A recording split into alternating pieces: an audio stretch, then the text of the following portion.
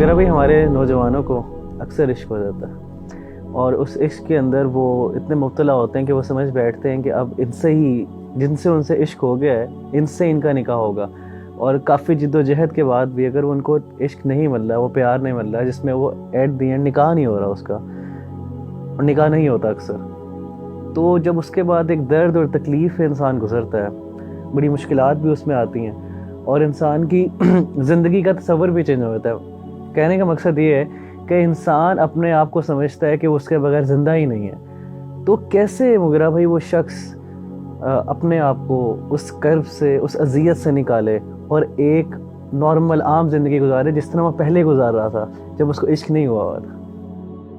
रबीउल्लाह भाई, मैं ये समझता हूँ कि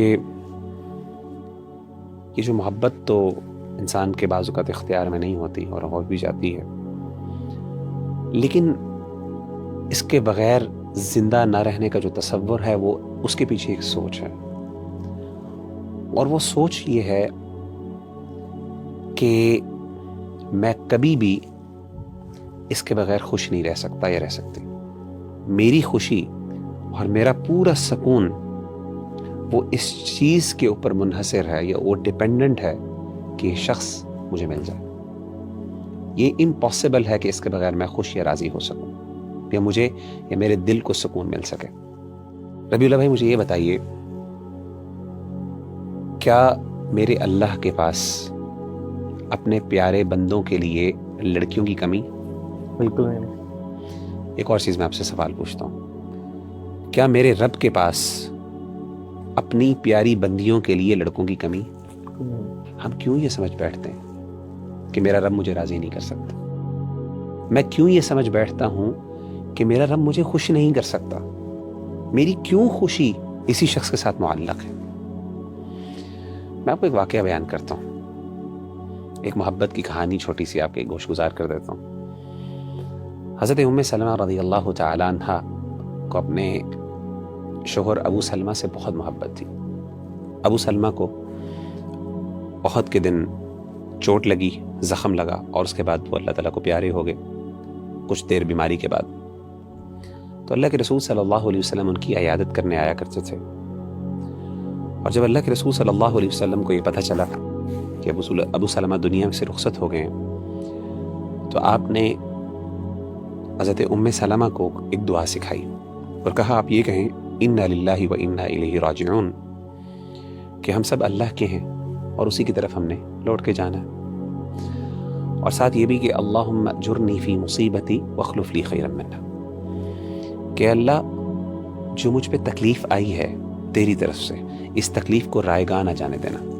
क्या मतलब है कि इस तकलीफ़ के बदले मुझे कुछ ना कुछ अजर ज़रूर देना, यानी ये ज़ाया ना हो जाए। ये ना हो कि बस ये हो गई, मेरा दिल टूट गया, या जो भी मेरे साथ मामला हुआ वो मेरी गलती थी, नहीं थी, एक अलग बात, लेकिन अल्लाह ये तकलीफ़ जो है ये मेरे ऊपर आजमाइश है, मैं इस पर सब्र करती हूँ या करता हूँ, अल्लाह इसको रायगा ना जाने देना। वख्लुफ़ ली खैरन मिन्हा, और अल्लाह मुझे इससे बेहतर अता कर।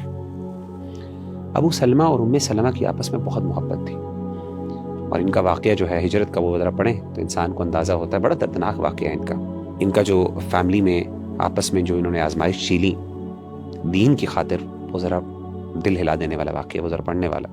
तो हज़रत उम्मे सलमा कहती हैं कि मैं ये सोचा करती थी, ये दुआ तो मैंने पढ़ ली कि अल्लाह मुझे इससे बेहतर अता करे। कहती मुझे ये समझ नहीं आती थी, यानी मेरे दिल में जो अबू सलमा के लिए मोहब्बत थी वो कौन शख्स ले सकता है। कहते मुझे ये बात हज़म नहीं होती थी, मुझे समझ नहीं आती थी कि कौन अबू सलमा से मेरे लिए बेहतर हो सकता है। इंसान भी ये समझता है मोहब्बत और इश्क में कि इस बंदे की जगह कौन ले सकता है, इससे बेहतर कौन हो सकता है। असल में यही सवाल है। तो कहते लेकिन मैं फिर भी उस पर एतमाद करते हुए, तवक्कुल करते हुए दुआ पढ़ लेती, अल्लाह मुझे बेहतर अता कर। मेरे नबी ने कहा कि मुझे बेहतर मिल सकता, मेरा रब कहता है कि तुझे बेहतर मिल सकता।